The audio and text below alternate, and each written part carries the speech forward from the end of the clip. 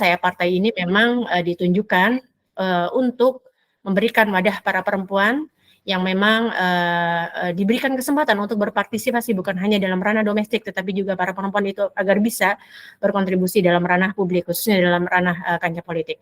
Dan di sini perempuan bangsa merupakan saya partai dari Partai Kebangkitan Bangsa. Perempuan bangsa insya Allah akan terus bergerak dan terus berusaha berperan agar agar eksistensi perempuan bangsa ini juga dirasakan di masyarakat, bukan hanya masyarakat tingkat atas, tetapi juga masyarakat menengah dan tingkat bawah. Beberapa program juga Pak di sini, beberapa program di Perempuan Bangsa Kota Cilegon khususnya, di sini kami menjadikan program donor darah sebagai program tahunan kami, kemudian juga ada beberapa program roadshow Majelis Taklim sebagai pengenalan perempuan bangsa kepada seluruh masyarakat bahwa di Indonesia ini atau khususnya di Kota Cilegon ini ada namanya wadah politik perempuan, yaitu Perempuan Bangsa. Kemudian juga kami juga memiliki beberapa program gerakan Mukena Bersih yang mana kita insya Allah akan terjun langsung mendatangi titik-titik tempat musola maupun tempat-tempat sholat lainnya yang memang layak untuk kita bantu. Nah, kira-kira seperti itu supaya memang gerakan kita, kontribusi kita semakin semakin dirasakan oleh masyarakat banyak, kira-kira seperti itu. Sekaligus juga itu bagian dari kita mengajak para perempuan bahwa perempuan itu ranahnya bukan hanya ranah domestik saja. Tentunya perempuan juga bisa berkontribusi dalam ranah publik. Istilah perempuan itu hanya sumur, dapur, kasur, saya rasa itu hanyalah istilah yang diberikan oleh budaya kepada perempuan, karena sejatinya sumur, dapur, kasur itu memang bukan hanya untuk perempuan saja, jadinya buat untuk laki-laki juga, kira-kira seperti itu. Kurang lebih itu saja terkait pengenalan perempuan bangsa. Tadi juga ada program-program perempuan bangsa khususnya di Kota Cilegon yang sudah saya paparkan, Pak Purwadi. Saya mendapat titipan ini dari kakak moderator, Kak Putri, untuk membacakan puisi dari Pak Purwadi. Ini menjadi kehormatan juga buat saya ini Pak, diberikan kesempatan untuk membacakan puisi Bapak. Dari tadi saya baca ini puisinya memang cocok sekali nih untuk para audiens yang mungkin tentunya akan terlibat dalam dunia parlemen, dunia politik, supaya sebagai nasihat juga untuk saya pribadi khususnya dan tentunya untuk teman-teman yang mendengarkan. Karena judulnya ini dibungkam. Khas sekali ada isu menarik yang sekarang ini Rocky Gerung ya. Rocky Gerung yang dibungkam. Jadi pas sekali judulnya ini ketika saya baca tadi dibungkam. Mohon izin Pak Purwadi untuk membacakan puisinya, boleh? Oke, silakan Ibu. Ya. Oke, padahal kasih. Padahal belum terbit ya Mbak Putri. Aduh, gimana terbit? Insya Allah. Iya. Bapak tambah semangat. Gak apa-apa. Oke, silakan. Oke, siap. Terima kasih Pak Purwadi, akan saya bacakan ini. Boleh untuk teman-teman, tentunya teman-teman yang akan terjun ke parlemen dan dunia politik, supaya didengarkan baik-baik, supaya menjadi nasihat sama-sama agar nanti ketika sudah duduk di kursi pemerintahan tidak membungkam suara rakyat, tapi justru mengayomi dan menerima suara rakyat. Kira-kira seperti ini. Saya mulai saja puisinya. Mohon maaf jika suara saya kurang seksi. Judulnya Dibungkam oleh Pak Purwadi. Bersuara tapi dibungkam oleh kekuasaan, bersuara tapi dibungkam oleh otoriter, dibungkam keserakahan, dibungkam oleh ketua partai, dibungkam oleh jabatan, dibungkam oleh korupsi, dibungkam oleh nepotisme, oleh dinasti kekeluargaan. Lalu suara itu di mana? Lalu suara itu kemana sejatinya? Masih adakah suara rakyat adalah suara Tuhan? Masih adakah slogan penyambung lidah rakyat? Atau sisanya tinggal tersisa kemiskinan rakyat yang kian abadi, atau sisa kebodohan rakyat yang kian abadi? Fakir miskin dan anak terlantar dipelihara oleh negara. Apa makna dari kalimat tersebut? Kepentingan rakyat dibungkam, kebutuhan pabrik dibungkam dengan harga-harga yang kian mahal, kian tidak terjangkau, kian susah didapat sekedar untuk kebutuhan dasar rakyat. Dibungkam oleh demokrasi yang transaksional, dibungkam oleh alat-alat kekuasaan dalam negeri yang kian rusak tatanan bernegaranya, dibungkam oleh persengkolan dan kong kali kong antara pengusaha dan penguasa. Rakyat kecil cuma jadi objek untuk tujuan sesaat di antara keduanya. Sampai kapan mau dibungkam? Sampai kapan dimandulkan? Sampai kapan dimatikan suara-suara kebenaran itu? Mahasiswa takut dengan dosen, dosen takut dengan rektor, rektor takut dengan menteri, dan menteri takut pada presiden. Tetapi ujungnya presiden takut dengan mahasiswa. Masya Allah, luar biasa ini puisinya. Tepuk tangan puisinya untuk ya yang sudah ditulis oleh Pak Purwadi. Semoga ini menjadi nasihat untuk kita semua yang akan terjun di dunia politik, bahwa jangan sampai nanti kita kelak justru membungkam suara rakyat.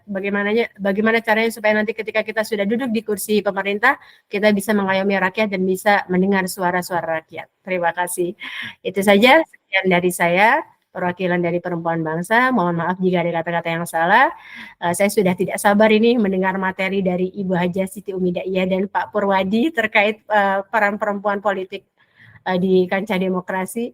Terima kasih. Assalamualaikum warahmatullahi wabarakatuh. Waalaikumsalam warahmatullahi wabarakatuh. Terima kasih Ibu Fitria Samun SUDMAG selaku Ketua Perempuan Bangsa Kota Cilegon ya. Tadi juga puisi Bapak sudah dibacakan dengan cukup meriah di hati saya ya, karena saya sangat bangga menjadi editor untuk buku Bapak yang kedua ini, dan temanya tentang politik ya Pak. Ya Pak Purwadi. Mudah-mudahan ini bisa laku terjual lebih banyak lagi ya Pak ya dibanding buku yang pertama ya. Bismillah. Iya. Okay. Belum gerak kemana-mana bukunya Mbak. Iya. Aduh, nanti deh saya siapkan waktu khusus untuk roadshow ke Oke, siap Pak. Mungkin teman-teman yang di Cilegon nanti akan membeli ya. Banyak nanti. Berarti ini spesial dong. Pertama ini Pak Purwadi ya. Spesial dibacakan di sini ya. Siap, Masya Allah, luar biasa. Dan saya begitu bangganya begitu disuruh menjadi editor buku Bapak gitu kan, menggarap buku Bapak ya Masya Allah gitu kan, dan alhamdulillah banget. Oke, terima kasih Ibu Fitria ya, sekali lagi terima kasih banyak untuk malam ini sambutannya dan juga pembacaan puisinya yang sangat meriah di hati saya. Selanjutnya adalah pemaparan materi ya dari dua narasumber yang sudah kita tunggu, yaitu adalah Ibu Haja Siti Umidaiyah dan Bapak Purwadi SEMS Ichima.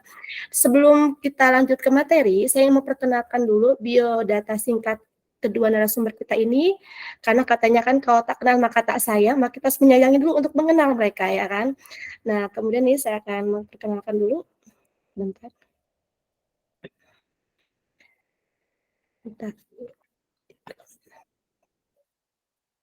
Pertama adalah di sini biodata singkat dari Ibu Haja Siti Umidaiyah yang merupakan caleg DPRD Dapil 1 Kota Cilegon, Purwakarta, Jombang. Mungkin kalau dari Cilegon tahu ya dengan beliau. Beliau lahir di tanggal 17 September 1982. Ini alamat dan nomor teleponnya ya. Untuk mengenal beliau lebih lanjut boleh ini langsung ke emailnya atau langsung ke nomor teleponnya. Pendidikan dan aktivitasnya, beliau adalah aktivis ya, kader Perempuan Bangsa juga, dan organisasinya itu LMP, Laskar Merah Putih, PB, Perempuan Bangsa, PKB, dan HNSI, Himpunan Nelayan Seluruh Indonesia. Ini biodata singkat, tapi untuk mengenalnya bisa langsung saja ke email beliau atau melalui kontak WA beliau ya di 08788 150221. Ini untuk profilnya Ibu ini ya. Kemudian lanjut saya ke profilnya Pak Bro ya. Sebentar.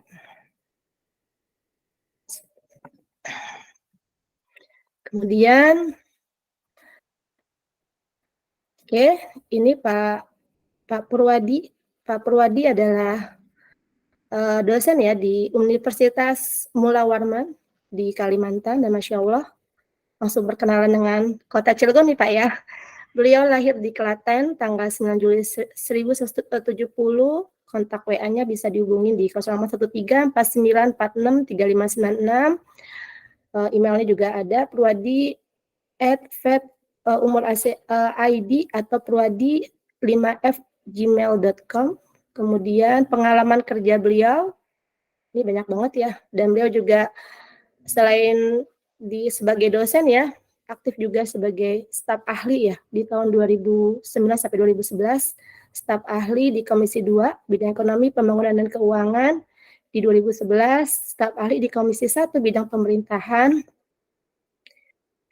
dan aktif dengan berbagai organisasi ya. Di sini ada bermacam-macam nih, ada majalah dinding, Senat Mahasiswa Fakultas Ekonomi, BPM, dan lain sebagainya. Dan sudah banyak penghargaan juga yang udah Bapak dapat, yaitu adalah pengentasan kemiskinan melalui dana CSR, kemudian multinational company di Indonesia, lalu Kongres ISMEI, kemudian publikasi terkini beliau, udah banyak banget ya pengalaman Bapak. Mungkin kalau saya baca nggak cukup 1 malam ini, karena benar-benar banyak. Dan Masya Allah, terima kasih.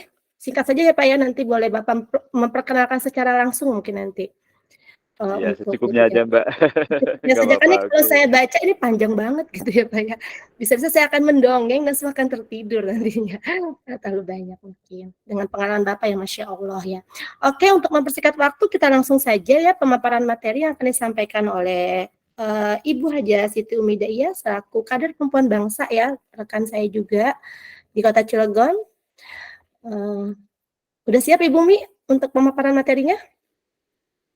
Insya Allah, Teh Putri. Iya, makasih. Oke, kita langsung saja ya, Ibu Mi. Sebentar. Ini belum Makasih, kelihatan ya? Teh Putri.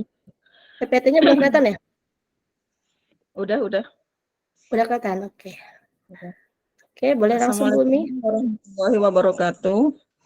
Waalaikumsalam warahmatullahi wabarakatuh. Selamat malam Bapak Purwadi. Sebagai narasumber juga malam ini. Selamat malam juga buat teman-teman yang sudah hadir dalam webinar malam ini. Di sini saya akan sedikit memaparkan tentang perempuan dan politik dalam perspektif kesetaraan gender. Cuma di sini saya hanya memaparkan 3 slide saja ya. Perempuan dan politik dan dalam perspektif kesetaraan gender. Perempuan dan politik, perempuan Indonesia lebih bekerja di sektor domestik rumah tangga. Perempuan yang bekerja di ranah publik pada umumnya masih harus mengurus rumah tangga, walaupun berjuang emansipasi wanita yang mengupayakan kesejajaran perempuan dengan laki-laki.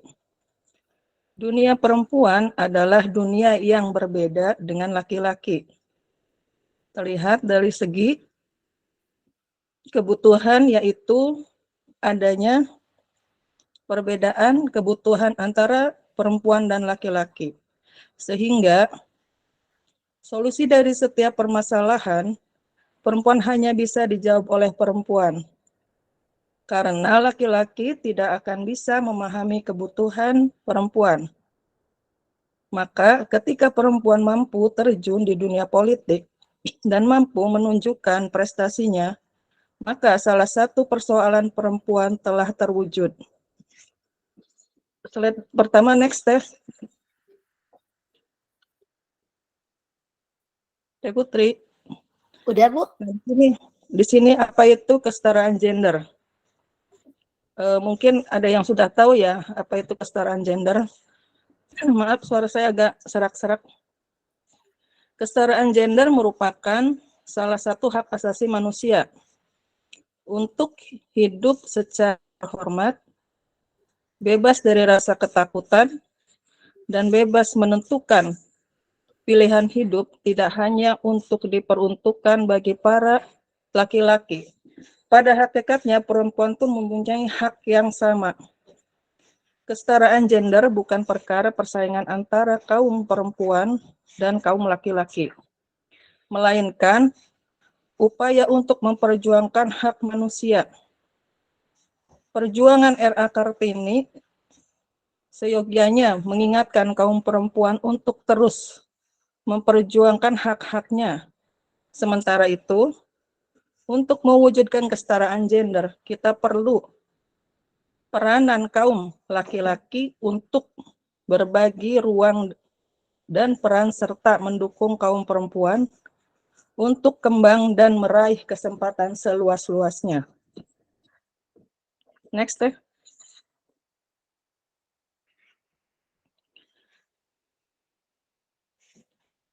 Apa itu kesetaraan gender?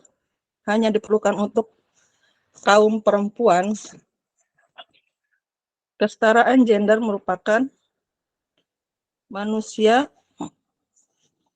hak untuk hidup terhormat, bebas dari rasa ketakutan, dan bebas menentukan pilihan hidup. Tidak hanya diperuntukkan bagi para laki-laki. Pada hakikatnya perempuan pun mempunyai hak yang sama. Next slide.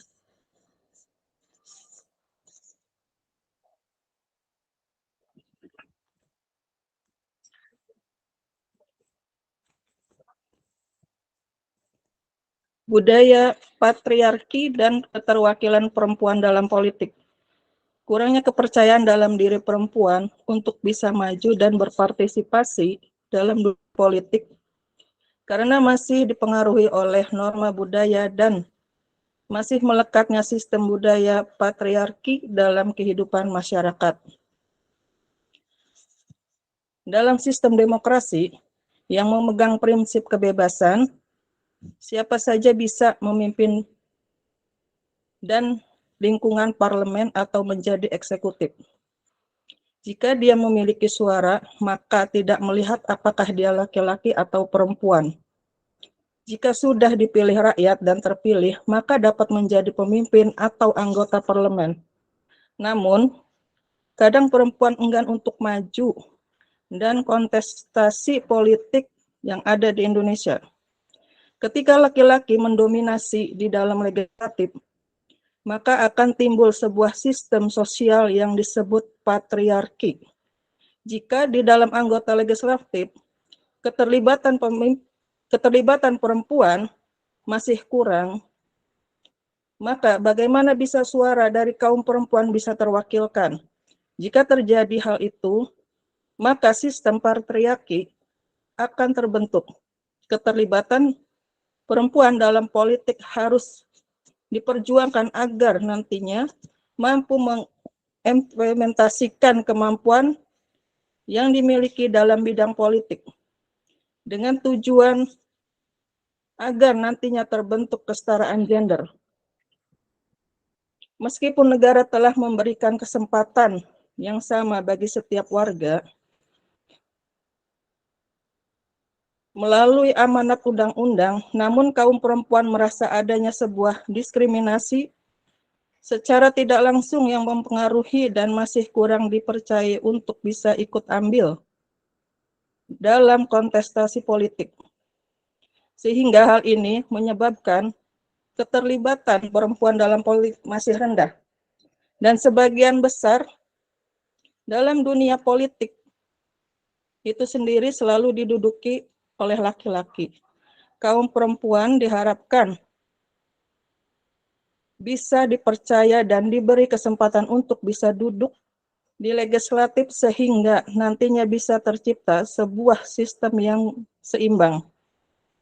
Perempuan yang memiliki sifat yang lemah lembut harus diberi kesempatan untuk bisa menjabat dan menduduki posisi strategis di dalam bidang politik, agar nantinya bisa mengeksploitasi dan mengimplementasi kemanapun dan karakter dari perempuan itu sendiri hingga nantinya melalui kepemimpinan perempuan bisa mensejahterakan masyarakat melalui caranya. Demikian Teh Putri, sedikit pemaparan dari saya. Untuk lebih detail atau jelas nanti bisa dijelaskan oleh narasumber Bapak Purwadi. Saya kembalikan ke Teh Putri. Oke, siap. Terima kasih Ibu Haja Siti Umi Hidayah. Sama-sama Teh. Narasumber malam ini ya dengan dengan judul materinya adalah dengan judul materi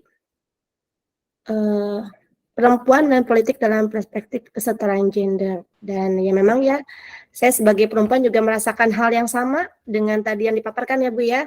Sebagai perempuan kita sering merasa banyaknya budaya patriarki yang masih ada ya, walaupun mungkin tidak semengerikan dulu, tapi tetap saja masih ada budaya patriarki yang masih membayangi kita dalam menjalankan atau menjalankan sesuatu hal apalagi dalam dunia politik ini. Oke Bu, Ibu Haja, terima kasih untuk pemaparan materinya. Kita bisa lanjut ya langsung ke Pak Purwadi ya. Bapak udah siap Pak? Baik, silakan Mbak Putri. Ya, siap. Mohon maaf saya nggak pakai video dulu, nggak apa-apa ya. Soalnya jaringan di perumahan saya suka naik turun ini jaringannya. Nggak apa-apa. Yang penting suara saya bisa ditangkap dengan baik. Iya Pak, siap Pak. Nggak apa-apa. Tadi sudah ini. Oke, siap. Kita lanjut ya Pak ya. Iya. Oke, siap. Ini sudah ada Pak materinya? Ya, oke, udah muncul Mbak. Oke ya. Silakan Pak. Sebenarnya baik, terima kasih Bapak Ibu dan Mbak Putri, rekan-rekan semua dari Cilegon yang saya jadi tersanjung jadinya kalau jauh banget nyebrang laut gini kita bisa berkomunikasi, bersilaturahmi. Menurut saya sebuah momen yang luar biasa bagi saya karena bisa sharing sesuatu yang mungkin nanti kita bisa banyak diskusi aja sih menurut saya, karena kalau saya lihat dari materi yang pertama tadi udah pas banget bahwa peran perempuan selama ini kan tidak dapat tempat gitu ya, karena undang-undang politik itu, undang-undang keanggotaan legislatif itu menempatkan 30% suara perempuan harus keterwakilan di sana. Itu juga baru-baru aja kan diketok di DPR, dan ini menurut saya sebuah langkah maju sih untuk menempatkan perempuan menjadi balancing power ya, keseimbangan politik di dalam pengambilan keputusan harus melibatkan emak-emak lah, kata orang Jakarta kan gitu. Dan ternyata luar biasa gitu. Jadi nanti kita lebih banyak diskusi aja menurut saya. Oke, mungkin dibantu Mbak Putri slide berikutnya. Saya pikir karena Bapak Ibu yang ada di sini sudah praktisi, menurut saya kan kalau saya ini menang teori aja kali ya, karena banyak di kampus kan, tapi walaupun beberapa pengalaman saya di luar menjadi staf ahli di DPRD, baik di provinsi maupun beberapa kabupaten kota yang sering meminta saya sebagai narasumber maupun kajian-kajian kebijakan publik. Insya Allah nanti kita bisa diskusi bagaimana banyak ibu-ibu juga yang menjadi pejabat publik yang luar biasa, ketika diskusi juga bagus dan lebih enak membawa masukan-masukan kita untuk bisa diterima dengan baik. Oke, saya coba mulai. Poin dari slide pertama ini adalah bahwa partisipasi publik dalam dunia politik memang selama ini hanya diwakili oleh tadi yang disampaikan Ibu Siti Umi, bahwa banyak kaum laki-laki. Nah ini rupanya negara melihat situasi ini harus ada sesuatu yang diubah, makanya ada peran perempuan di sana sebagai bagian dari nanti mempengaruhi kebijakan pemerintah atau public policy gitu. Karena sebenarnya perempuan luar biasa. Ketika nanti kita bahas lebih dalam tentang bagaimana peran perempuan baik di dalam rumah tangga maupun di luar rumah tangga, itu ternyata kalau orang ekonomi bilang digaji berapapun nggak akan pernah cukup sebenarnya gitu, nggak bisa dinilai dengan uang gitu, dan itu diakui kehebatan perempuan di sana. Apalagi bisa mengatur kebijakan pemerintah yang nanti lebih banyak membela kaum perempuan, dan persoalan stunting, gizi buruk, terus persoalan anak-anak, pendidikan anak-anak, masa depan anak-anak, generasi bangsa ke depan. Ini bisa lewat perwakilan dari kaum perempuan yang biasanya konsen ke sana gitu ya. Oke, next Mbak Putri. Nah, bentuk partisipasinya apa ya? Di undang-undang yang mengharuskan 30% itu memberikan kekuatan kepada semua partai politik. Tadi saya mendengar ada saya partai, jadi memang saya partai ini bagian dari penguatan partai untuk semakin semakin dekat dengan publik kan gitu. Dan ini saya pikir pasti dilakukan oleh semua partai gitu. Pengalaman saya pernah diminta menjadi konsultan beberapa partai besar di Indonesia, baik terutama yang di Kaltim ya, yang partai-partai gede itu. Saya pikir saya partainya luar biasa, ada dari kepemudaan, dari kaum perempuan, dari macam-macam dari semua lini hampir mereka masukin, bahkan sampai ke level SMA. Nah, satu lagi ke kaum ibu-ibu. Nah, dari hasil penelitian yang pernah saya ikuti di salah satu partai besar di Indonesia, ternyata kenapa perempuan itu akhirnya diberikan tadi 30% di kursi DPR, karena wanita itu ternyata pemilih paling loyal. Nah, ini paling loyal dan segmennya paling banyak gitu. Jadi kalau perempuan itu udah milih satu tokoh atau satu partai tertentu, dia susah untuk pindah ke lain hati kata orang. Dia udah konsisten ke situ dan ini yang dijagain oleh semua partai gitu. Partai apapun, bendera apapun, warna apapun menjaga itu dan bahkan sampai ke wilayah ini anak-anak SMA yang kaum perempuan di level-level SMA, pemilih pemula juga bagian dari terpenting untuk apa seperti kegiatan Mbak Putri misalnya itu kan ada pelatihan menulis untuk anak sekolah. Nah ini menurut saya udah bagus di awal dengan hal begitu mengenalkan sedikit-sedikit dunia politik kepada anak-anak sekolah gitu. Pemilih pemula itu dan itu segmennya juga luar biasa apalagi mereka bagian dari generasi milenial. Perempuan milenial nanti kan ada segmentasi khusus pemilih perempuan milenial. Nah, ini juga harus digarap dan menjadi sebuah apa sasaran hampir sasaran tembak semua partai loh. Ini kalau tidak dilirik dengan cepat nanti keburuan diambil gitu. Jadi memang harus berebut dengan program-program yang baik, menawarkan program-program yang mereka butuhkan. Poin pentingnya kan harus tahu kebutuhan mereka apa. Nah, ibu-ibu saya pikir pasti bisa mewakili apa sih kebutuhan kaum perempuan secara umum gitu. Nah,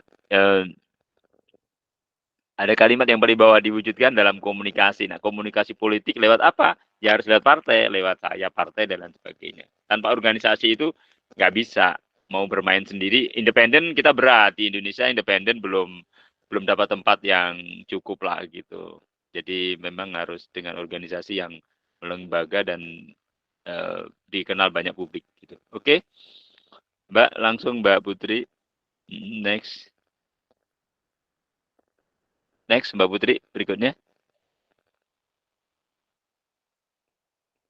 Oke, ya. Mengapa partai partisipasi politik penting? Ya, tadi supaya keterwakilan hak perempuan tentang kebutuhan perempuan yang biasa dihadapi hari-hari dengan harga kebutuhan dapur, harga anak sekolah, harga buku-buku sekolah, harga seragam sekolah, harga pembayaran SPP, uang gedung dan sebagainya. Ini kan eh, kesehatan. Ini bagian dari wilayah terdekat yang melekat dengan biasanya budgetingnya kaum ibu-ibu ya kan gitu penganggarannya kaum ibu-ibu. Nah ini nanti bisa disuarakan di DPR ketika Bapak Ibu atau rekan-rekan semua dari Cilegon ada insya Allah terpilih di periode yang akan datang bisa sampaikan itu.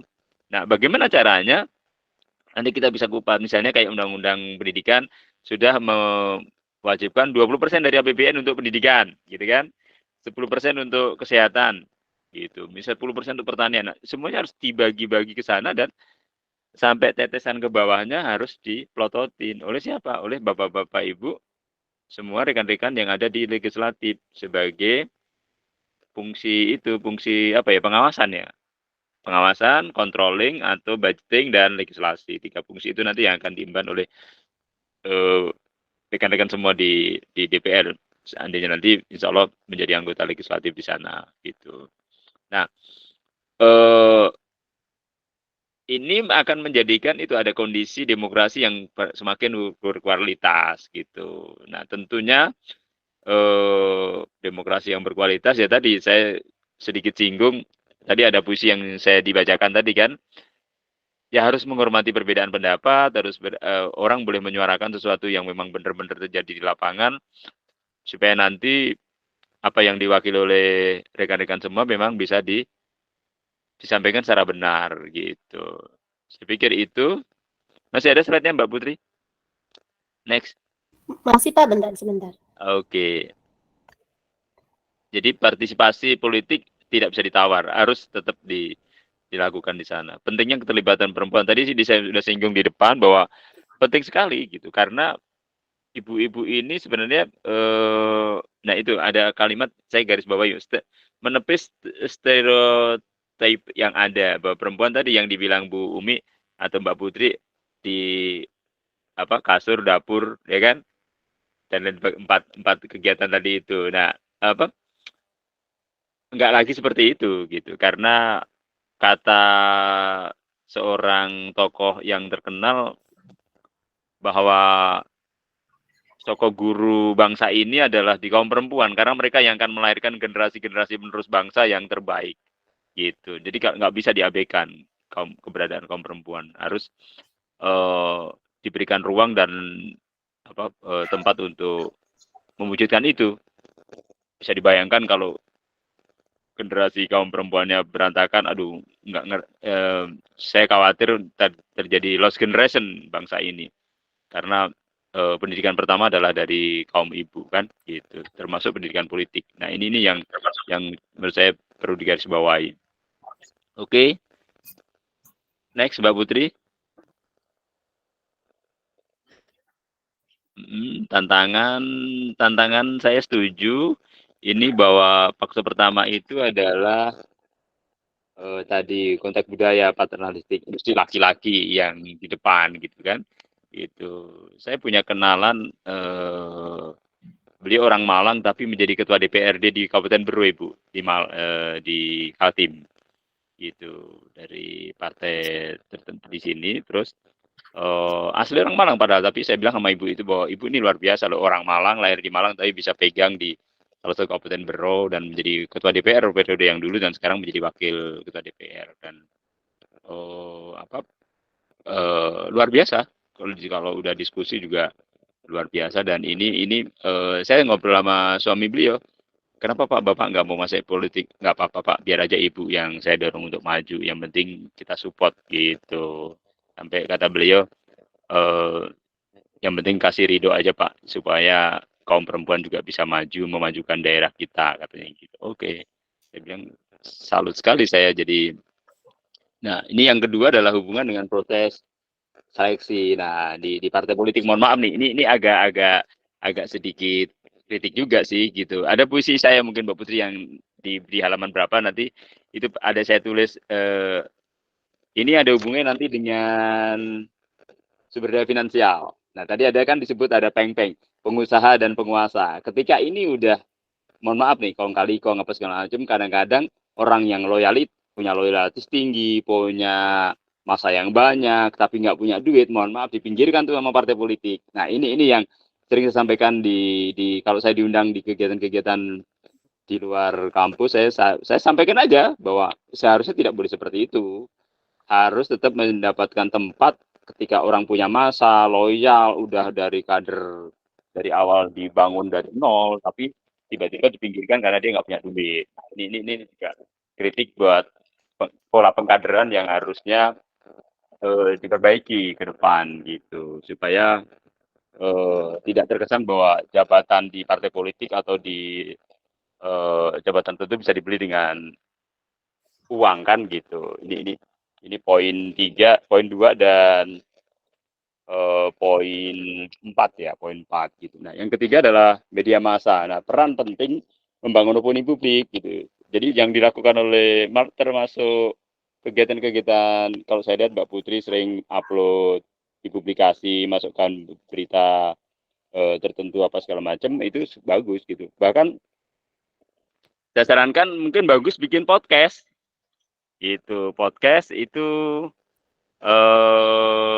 bisa di YouTube kan apa segala macam, itu efektif juga, salah satu media yang bisa membantu untuk mempublish kegiatan apapun yang Bapak Ibu lakukan gitu. Oke, jadi masih ada slide-nya Mbak Putri, cukup kayaknya ya. Oke, saya kira itu mungkin lebih banyak nanti kita diskusi aja, sharing pengalaman. Saya pikir kita semua pasti banyak hal baru yang kita bisa sharingkan. Makasih Mbak Putri, terima kasih Bapak Ibu sekalian. Mohon maaf kalau materi saya jadi agak kesana kemari gitu ya. Nanti kita diskusi aja. Terima kasih. Assalamualaikum warahmatullahi wabarakatuh. Waalaikumsalam warahmatullahi wabarakatuh. Oke, waalaikumsalam warahmatullahi wabarakatuh. Terima kasih Bapak Purwadi MSc Chile. Terima kasih banget Pak untuk malam ini, dan kita semua mendapatkan sedikit masukan ilmu ya dari Bapak, dan semoga saja ilmu ini bisa menjadi apa ya, bahan kita untuk ke depan itu harus seperti apa nantinya gitu. Karena saya juga sebagai kader partai politik baru gitu kan, dan banyak mungkin juga banyak belajar dan bertanya dengan Bapak ya selama ini ya, dan makanya saya mengajak Bapak untuk diskusi agar teman-teman saya juga bisa mendapatkan ilmu dari Bapak juga. Oke, kita ke yang keempat ya, sesi susunan acara yang keempat adalah sesi tanya jawab. Ini akan dibuka 2 sesi. Sesi pertama itu adalah 3 pertanyaan. Mungkin boleh nanti langsung saja ya kita buka sesi tanya jawab. Boleh dengan siapa dulu? Oke, Pak Irham. Oke, siap. Oke, Bapak. Boleh, silakan Bapak. Baik, Assalamualaikum warahmatullahi wabarakatuh. Waalaikumsalam warahmatullahi wabarakatuh. Nama Bapak Pur dan Ibu Siti Umi sebagai sumber dan kawan semuanya. Saya kira diskusi ini sangat menarik sekali untuk menambah wawasan kita. Karena setiap orang juga tentunya akan berbeda cara berpikirnya. Termasuk mengartikan apa demokrasi pun berbeda. Nah, ada beberapa hal yang ingin saya sampaikan. Mungkin ini akan menjadi suatu bahan diskusi kita. Kata demokrasi itu luas, siapapun boleh mengartikan apa demokrasi itu.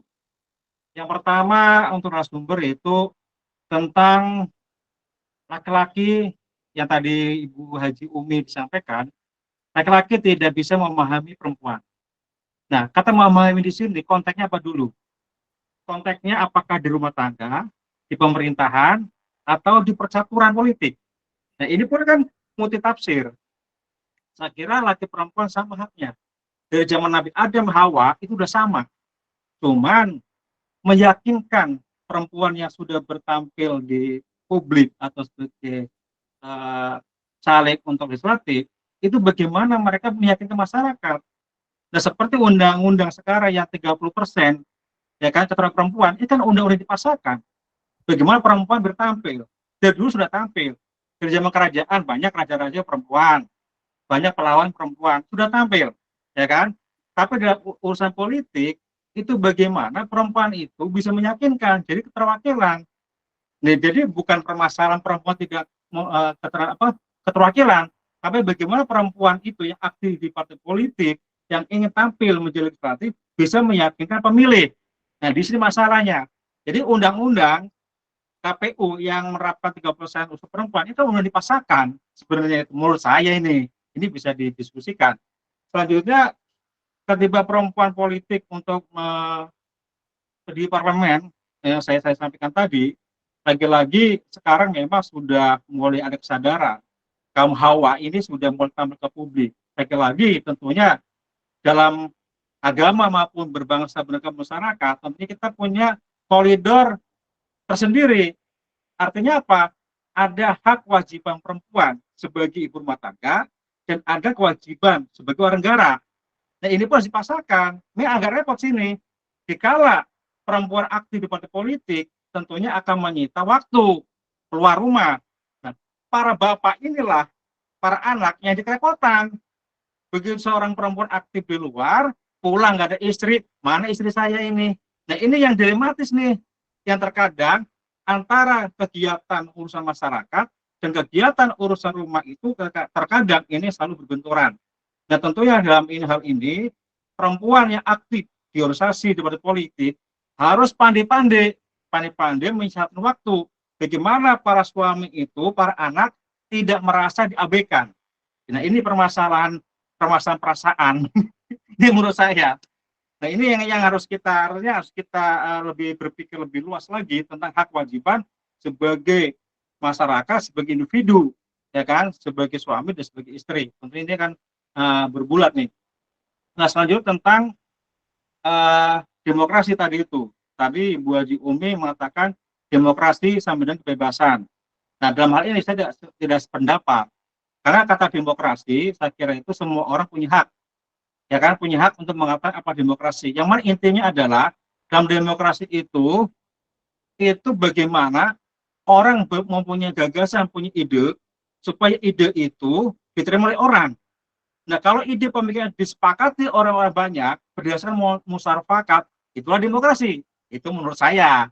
Tapi menurut Pak Pur mungkin beda lagi. Tapi yang jelas bahwa demokrasi itu saya kira setiap orang mempunyai arti makna yang berbeda. Sehingga bagaimana tujuannya sama. Keputusan terbanyak, yang baik, yang bijak, itulah yang diambil. Itulah demokrasi. Mungkin sementara itu aja. Terima kasih. Mungkin bisa yang lainnya. Ini untuk diskusi. Saya akan menarik sekali bagaimana kita menerjemahkan kesetaraan antara perempuan dan laki.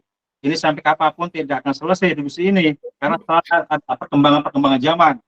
Setiap ada perkembangan, pasti pola pikir kita akan berbeda. Bagaimana dengan masyarakat? Masyarakat industri, masyarakat pertanian, perkotaan, perkampungan, itu pun akan berbeda pelakuannya terhadap masing-masing individu, masing-masing kelompok. Sementara itu aja, terima kasih. Mohon maaf kalau ada yang tidak berkenan. Terima kasih. Assalamualaikum warahmatullahi wabarakatuh. Oke, Bapak. Waalaikumsalam warahmatullahi wabarakatuh.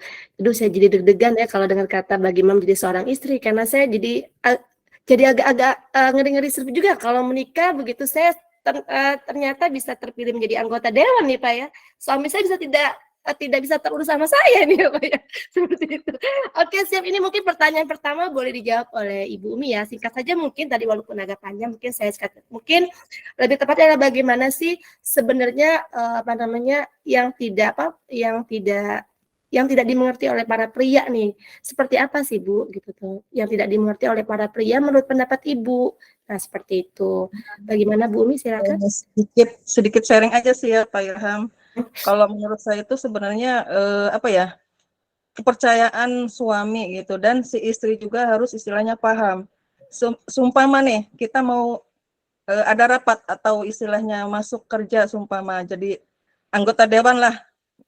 Nah, kita harus mempersiapkan pagi-pagi sumpama sarapan kita harus siapin dulu gitu kan. Sumpama apa dulu nih untuk suami yang harus dia siapkan untuk anak-anak sekolah gitu kan. Jadi harus mempersiapkan dulu gitu. Kalaupun nanti siang kita ada waktu istilahnya pulang atau istilahnya itu kan bisa pulang dulu gitu kan. Untuk menyiapkan siangnya gitu. Kalau menurut saya ya Teh ya. Dan yang tidak dimengerti dari laki-laki, dari perempuan itu apa sebenarnya gitu? Pak Ilham itu ya Pak ya, dari pertanyaan pertama ya. Yang tidak dimengerti dari laki-laki, maksudnya keinginan perempuan dan dimengerti laki-laki itu apa gitu? Seperti itu. Keinginan perempuan yang tidak dimengerti laki-laki itu ya banyak. Banyak. keresahan hati. Kadang-kadang maaf maksudnya laki-laki kan kadang-kadang ada egonya gitu, perempuan harus ngalah kan gitu ya. Tuh Pak Irham, ngalah Pak Irham. Ngalah Pak Irham. Perempuan selalu benar.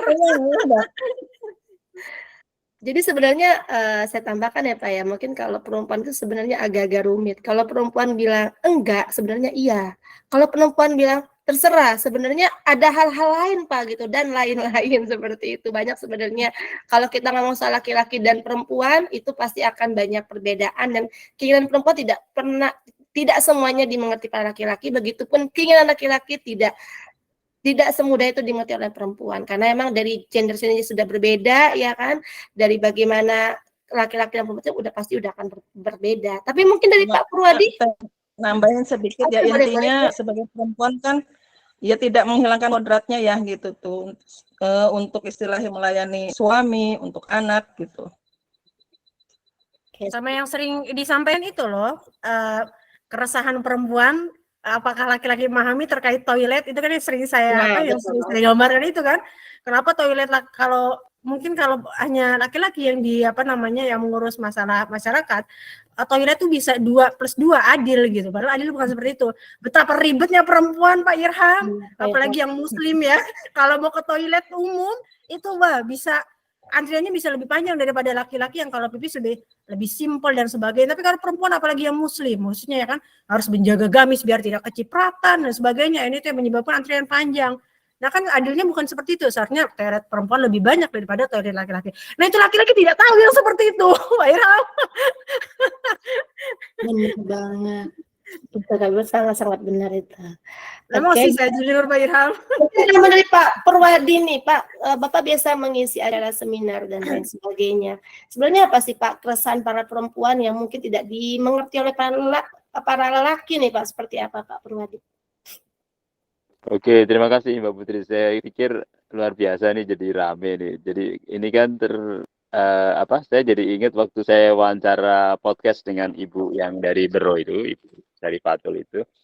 Saya undang podcast di YouTube saya di kampus waktu itu. Jadi beliau hadir sama suaminya. Jadi saya tanya di podcast saya itu, Ibu dengan kegiatan yang luar biasa, jabatan ketua IKAPAKARTI, ketua Arema, ketua macam-macam ibu, ketua Pramuka, wakil ketua DPR.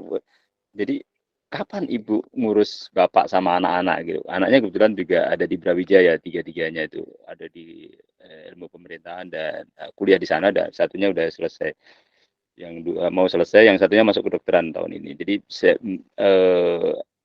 jawabannya tadi yang disampaikan Ibu Umi bahwa ada poin penting di situ adalah membagi waktu. Nah, ini time management kalau dalam orang manajemen, dalam ilmu yang saya pelajari ada time management di situ.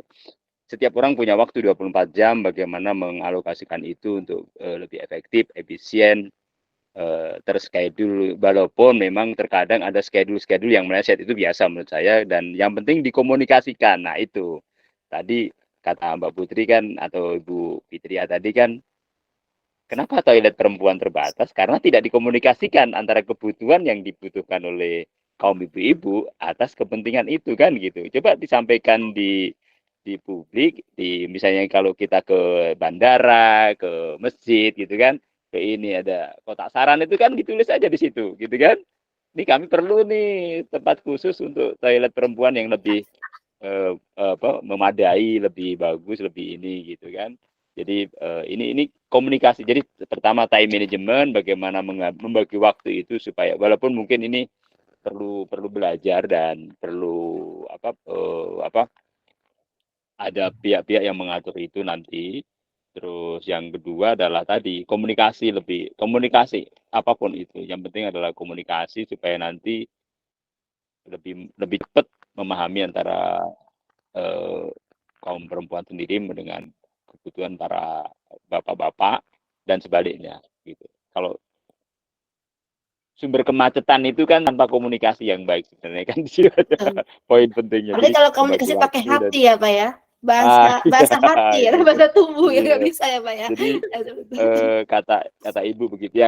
Waktu itu yang kedua ibu sampaikan adalah yang penting saya dapat ridho dari suami saya. Katanya begitu. Ridho suami itu yang membuat saya bisa seperti hari ini Pak. Katanya begitu. Dan setelah itu season kedua saya undang suaminya untuk podcast dengan saya gali.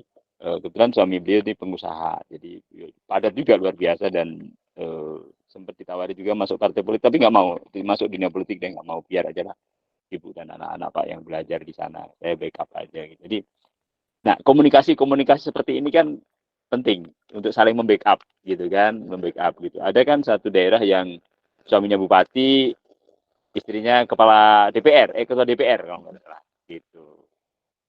Walaupun mohon maaf nih dalam tanda kutip kadang-kadang beberapa daerah bermasalah gitu kan, gitu. Saya sempat ngomong di media waktu itu, repot juga nih kalau urusan negara diselesaikan di tempat tidur kan, pada saat mau bubuk kan ngobrolin kan, satunya bupati, satunya ketua DPR, apa gitu kan.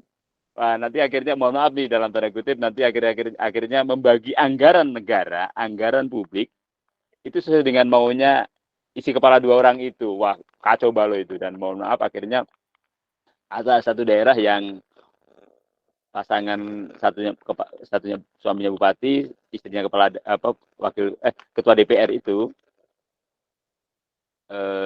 dipanggil ke Gedung Merah Putih gitu kan, karena ya tadi tidak bisa menjalankan amanah yang ditugaskan oleh publik di daerah dia, dan akhirnya bermasalah di kemudian hari. Kan kasihan Mbak. Nah ini tentu yang harus dirawat juga gitu. Ketika udah jadi tadi yang disampaikan Mbak Putri dan Ibu Siti, bahwa ketika udah jadi pejabat publik, ingat ada suara orang banyak di sana yang harus selalu didengar dan ditanamkan di kepala kita bahwa ada pertanggungjawaban berat loh suatu saat nanti gitu atas apapun yang kita miliki hari ini, jabatan apapun yang disandarkan ke Bapak Ibu sekalian suatu saat gitu. Ini juga poin penting. Jadi saya pikir yang pertama adalah time management, mengatur waktu, yang kedua komunikasi, dan yang ketiga menjaga amanah gitu biar tidak kebablasan kata orang. Jadi ini menjadi penting. Kata yang sering saya pakai adalah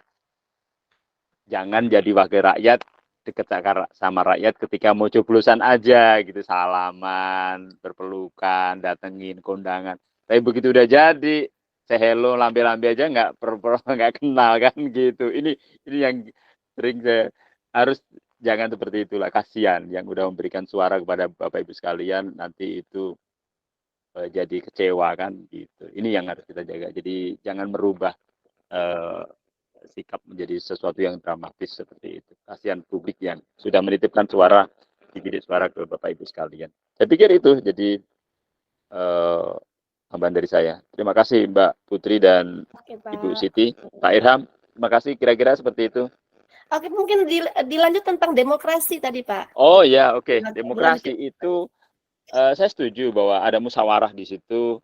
Yang penting musyawarah itu sebenarnya adalah keterwakilan suara yang untuk menuju kebaikan, Pak Irham, gitu ya.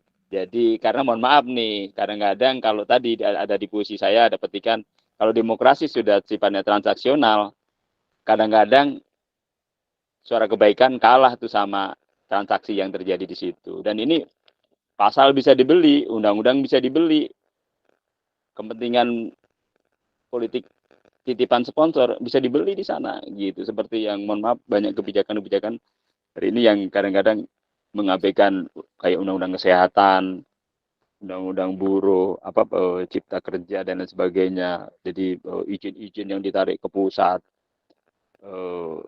kepala daerah tidak diberikan kewenangan lagi untuk berikan izin lingkungan misalnya segala macam. Ini kan juga problem sebenarnya yang harus dipikirkan di daerah gitu oleh DPR. Saya sampaikan oleh DPR dan kepala daerah masing-masing harus, kalau memang nggak pas ya harus berani bicara bahwa Pak, mohon maaf ini di daerah kami nggak bisa seperti ini gitu. Jadi harus ada suara yang sinergi bareng-bareng untuk menyampaikan problem-problem daerah kepada pemerintah pusat. Kompak gitu loh kata orang. Jadi harus satu kali tepuk, tidak boleh bertepuk sebelah tangan, tapi tepuk bareng-bareng gitu loh, antara eksekutif, legislatif, menyuarakan bareng-bareng kepentingan publik yang ada di wilayah kita masing-masing gitu. Suara kebenaran itu yang harus dijaga Bapak Ibu sekalian menurut saya, dan mudah-mudahan itu bisa menjadi amal ibadah lah ketika Bapak Ibu suatu saat duduk di sana dan ikhlas segala macam, tidak tiba-tiba jadi arogan ya kan, sombong, nggak mau ini, biasanya 24 jam nanggapin WA, ternyata begitu dikomplain ada jalan rusak, oh itu bukan tanggung jawab saya, tanggung jawab Jakarta gitu ya kan. Air nggak ngalir, segala, listrik mati, lampu oh itu urusan pusat. Nggak bisa seperti itu. Tetap orang terdekat Bapak Ibu sekalian itulah yang akan menyampaikan pikiran ke Bapak Ibu sekalian dan harus disuarakan gitu. Nggak bisa melempar tanggung jawab seperti itu, harus didorong bareng-bareng. Sering saya sampaikan begitu. Jadi demokrasi adalah seperti itu. Dan satu lagi yang paling penting adalah menghargai perbedaan pendapat gitu. Perbedaan pendapat tentu bukan debat kusir, tapi perbedaan pendapat dengan fakta-fakta yang kita bisa pertanggungjawabkan dengan baik, dan itu memang realita yang ada di sekitar kita gitu. Karena kalau sampai ini juga tidak bisa dilakukan, wah, saya ngeri ngebayangin generasi anak cucu kita itu kebagian apa nanti gitu. Gitu. Jadi jangan dihabiskan semuanya hari ini, karena kita punya generasi yang akan datang itu perlu juga mereka udara bersih, lingkungan bersih, air bersih, listrik cukup, sekolah cukup, pendidikan cukup, kesehatan cukup. Mereka perlu itu, dan kita harus siapkan hari ini. Dengan apa? Kebijakan politik yang benar, kebijakan publik yang benar. Jika salah hari ini, anak cucu yang akan menanggung itu, dan kita bisa dikomplain di akhirat suatu saat sama anak cucu. Oh, papa mama saya ternyata ninggalin begini nih, ninggalin air kotor, jalan becek, lubang di mana-mana gitu kan, korupsi dan sebagainya. Waduh, ngeri banget itu. Jadi itu aja mungkin tambahan dari saya, Mbak Putri. Jadi konteks demokrasi adalah suara kebenaran yang mewakili memang yang benar-benar harus kita suarakan, bukan karena kepentingan dalam tanda kutip, karena kapitalisme, oligarki dan kepentingan kelompok tertentu gitu. Oke, mohon maaf kalau ada yang belum sempurna. Satu lagi. Satu lagi Pak, siap. Silakan Pak Ilham. Ya, terima kasih. Kan Pak, Menarik lagi ini Pak Pur tentang demokrasi kepentingan. Ini buat saya menarik nih. Karena sampai hari ini saya kira demokrasi kepentingan itu memang mencederai tentang demokrasi sendiri. Karena faktanya, buktinya, sampai hari ini setiap ada hajat pemilihan RT sampai pemilihan wali kota, gubernur, bahkan presiden mungkin, atau organisasi lain, itu selalu adanya demokrasi kepentingan, transaksional. Nah, bagaimana untuk menghilangkan atau mengurangi demokrasi kepentingan atau transaksional untuk beli suara. Nah, ini yang sebagaimana cara mengikisnya gitu Pak Pur. Nah, yang kedua buat Ibu Fitri tentang perbedaan kenapa sih WC perempuan lebih sedikit daripada WC laki. Sampai hari ini saya belum pernah masuk WC perempuan, jadi saya nggak tahu sedikit atau banyaknya. Tapi nanti kalau Ibu Putri sama Ibu Siti jadi dewan, ya usulkan regulasinya, ya kan, mengusulkan supaya WC perempuan lebih banyak dari laki-laki. Ya kurang lebih contoh kecilnya itulah Pak, permasalahan yang tidak dipahami laki-laki, dasarnya lah kira-kira. Sebenarnya Tapi jangan ini menjadi alibi ya. Laki. Jangan menjadi alibi buat Pak Ilham tiba-tiba masuk ke WC perempuan dengan alasan adalah untuk mengecek WC, padahal bukan itu sebenarnya. Terima kasih Pak Pur tadi tentang demokrasi, bagaimana cara mengurangi tentang demokrasi kepentingan, yang mana demokrasi kepentingan ini selalu jual beli atau transaksional dalam suatu kepentingan untuk mencapai tujuan, baik kepentingan tujuan pemilihan menjadi pimpinan atau undang-undang tadi. Bagaimana cara menguranginya? Apakah hukumnya dipertegas atau bagaimana? Pak Pur, terima kasih. Pak Pur bisa dijawab pertanyaan Pak. Kayak Pak Ilham semangat banget ya untuk bertanya dengan Pak Pur nih. Jadi kita ikutan semangat ya Kak Pipit, Bu Pipit dan Bu Siti ya, Bu Siti Umi ya. Oke, silakan. Iya. Baik, terima kasih Mbak Putri. Saya pikir menarik ini Pak Ilham. Jadi kemarin saya kebetulan mendampingi 3 mahasiswa saya dalam debat pemilu ya yang diadakan oleh Banwaslu Kaltim. Jadi ada satu debat itu dengan tema money politik, Pak. Jadi saya bilang begini sama, saya coaching anak-anak itu, dan alhamdulillah sih mereka juara 2 kemarin ya, Kaltim ya. Saya coaching begini, jadi money politik itu sebenarnya bisa dilihat dari, kalau kacamata saya dan yang saya lihat hari ini ya, itu banyak hal. Misalnya begini, incumbent. Jadi hari ini dia penjabat, terus tahun depan dia 2024 misalnya dia mau nyalon gitu. Coba ditanya, ketika dia mendekati tahun 2024 kampanye itu, coba ada yang nanya, mohon maaf nih, Bapak ke daerah pakai uang APBD atau uang pribadi? Itu pertama, harus clear dulu Pak.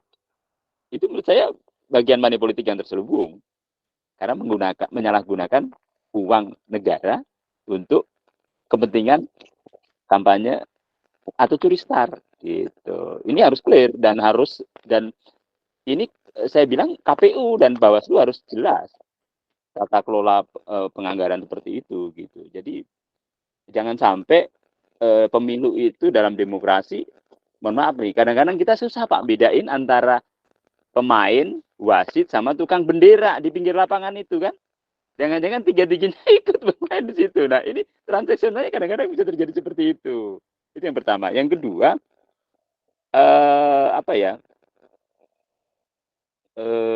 kalau saya sih belum pernah nerima ya, misalnya diamplopin gitu ya, dikasih ke rumah-rumah gitu, apa segala macam, dikasih anterin sembako, dikasih stempel gambar ini gambar itu gitu kan. Itu kalau belum niatnya adalah untuk mengkampanyekan diri tertentu dan ternyata juga tadi sumber dananya memang niatnya untuk sesuatu membeli suara, menurut saya nggak boleh juga gitu. Jadi harus memang dikurangi Pak yang hal seperti itu. Nah, aturannya yang harus jelas Pak. Definisi money politik dan masa kampanye, masa curi star, masa masa apa itu kayak kemarin ada yang di satu masjid membagi ampo itu ya. Ada kan sempat viral tuh Pak ya kan kalau nggak salah ya kita seperti itu di satu masjid membagi angpo itu kan. Ini kan loh orang belum kemana-mana tiba-tiba dia udah di situ gitu. Jadi kan harus tukang sempritnya harus berani Pak. Kalau tukang sempritnya wasitnya juga ternyata pemain juga repot gitu. Nah ini menjaga independensi yang seperti ini yang harus clear gitu ya harus clear. Jadi pemain, wasit, tukang sempritnya tadi sama tukang kelabit bendera di pinggir lapangan itu harus memang terpisah. Jangan sampai mohon maaf nih kadang-kadang orang yang lamar di KPU sebenarnya juga orang partai tertentu gitu kan. Cuma karena dia mau ngelamar ke KPU atau Baswas, dia mengundurkan diri gitu. Mohon maaf nih ada yang begitu. Bahkan untuk melamar sebuah direksi Perusda misalnya, ya. Backingan Halo? pusat Pak. Nah, itu kepentingan lagi-lagi kan, kepentingan dalam konteks yang sesuatu yang menurut saya nggak benar gitu. Jadi ini harus dilurusin. Ada satu jabatan direksi Pak yang harusnya tidak boleh orang partai politik, kan harus independen tuh. Tiba-tiba, mohon maaf nih, orang partai politik tertentu mengundurkan diri, bikin surat pengunduran diri, bekasi lihat ke publik, nih aku udah mengundurkan diri nih, loloslah dia sebagai direksi satu perusahaan daerah atau BUMN atau perusahaan. Ini juga akhirnya konflik, ada kepentingan di situ. Nah, ini juga politik bagi-bagi kursi ya kan, balas budi begitu jadinya kan, tim sukses gitu. Mungkin Bapak Ibu pernah lihat di YouTube-nya Helmi Yahya kali ya. Calon bupati itu minimal 60 miliar loh. Gitu kan? Itu belum tentu menang lagi kan? Gitu. Ya, kan ngeri banget tuh 60 miliar. Mungkin ada yang lebih dari itu. Sampai ratusan miliar apa sih. Nah, mungkin ada di puisi saya Mbak Putri nanti mungkin di halaman Pak. Saya pernah di sebuah YouTube saya diundang, saya bilang jangan sampai mohon maaf nih pejabat publik kita itu dicukang oleh para bandar, para sponsor tadi, oligarki kapitalisme gitu, peternak. Mahfud MD pernah sebutkan hampir 80% dan termasuk KPK menyebutkan juga di atas 80%. Dana pejabat publik kita, calon pejabat publik kita ada daripada para bandar itu dan ngeri banget. Akhirnya apa yang terjadi? Ada di puisi saya mungkin saya sebut. Ilmunya Wiro Sableng Bapak Ibu yang keluar. Apa itu Wiro Sableng? Kapak saktinya itu 212 itu 2 tahun pertama balikin modal, 1 tahun tengah-tengah mikirin rakyat kalau sempet, ya kan? 2 tahun terakhir ngumpulin modal untuk menang lagi tahun depan. Nggak kelar-kelar. Urusan rakyat nomor berapa? Nomor 1000 itu kalau sempet. Gitu. Ini harus diubah tuh kayak gitu. Saya sampaikan di banyak kalau saya diundang saya belak-belakan di depan mahasiswa atau di luar kampus saya bilang begitu kalau mindset seperti ini transaksional begitu wah ngeri nggak akan pernah selesai persoalan bangsa ini akhirnya ada satu konsep saya kapan-kapan deh kalau kita ada diskusi lagi saya tayangkan dengan Mbak Putri saya punya konsep tahun 2022 kalau tidak salah saya bikin lingkaran setan demokrasi Pak namanya saya bikin di gambar itu rakyat itu menjadi sebuah objek tadi ada di posisi saya titik kecil di tengah-tengah Pak di luar dikepung Pak ada kapitalis oligarki penguasa politik money politik dinasti apa segala macam semua ngeri banget saya ngebayanginnya itu akhirnya orang sakit bayar sendiri ya kan BPJS padahal kan tanggung jawab negara gitu pendidikan mahal itu kan tanggung jawab undang-undang loh pendidikan kesehatan fakir miskin terlantar tanggung jawab negara kebutuhan air bersih, listrik, jalan bagus, infrastruktur. Negara yang harus menyiapkan ini. Ketika itu tidak terpenuhi dengan baik di pusat maupun di daerah, maka kehadiran negara berarti gagal. Gitu. Jadi pesan saya wanti-wanti ketika Bapak Ibu nanti menduduki jabatan yang luar biasa terhormat itu, amanah itu yang harus dijaga. Gitu. Sekali undang saya nggak apa-apa deh suatu saat ya kan. Jadi staf ahli juga penasehat di sana, biar saya jalan-jalan ke Cilegon kan, gitu. Ya Bapak Ibu, nggak apa-apa nanti kita bisa sharing banyak hal gitu. Bagaimana membedah anggaran, memfungsikan 3 fungsi DPR tadi, legislasi, anggaran dan pengawasan. Gitu. Pemerintah kan harus diawasi, dipelototi. Bapak Ibu punya kewenangan di sana suatu saat kalau jadi di. Saya pikir itu ya Pak Irham, kalau ada yang kelewatan tolong saya diingetin Pak. Karena Mbak Putri mungkin bisa ingetin saya. Terima kasih. Oke, siap. Terima kasih Pak Purwadi. Bagaimana Pak Irham?